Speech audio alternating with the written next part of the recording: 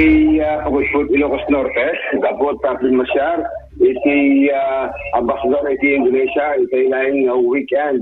Mismo, maginasarita ni Mayor Rafi Benemerito, iti Indonesian President Widodo, para palang iti panangkita na kada iti renewable energy, iti nadakamat na ili Marasan Vice, kapot direksyon na.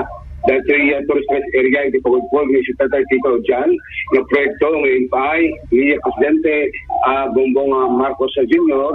iti dakamat nga ili sakel iti nama o iti Mayor, mababayan, iti panagpasyar, iti doon nga foreign ambassador iti Pagdinan Pilipinas, kaya ka promosyon para iti ganda ni ang Indonesian Ambassador Agos Wigogo iti nakamat ang lugar.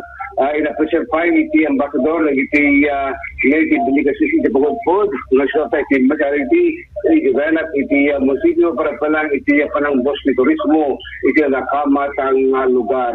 Iti wind turbines iti nakamat ni ken iti South Beach iti urnahan at pinasyar iti delegados Indonesia iti nakamat na ini nasyar iti laing napalabas nga ng tao. Idol Dennis Salibio, Tatak, Aramen.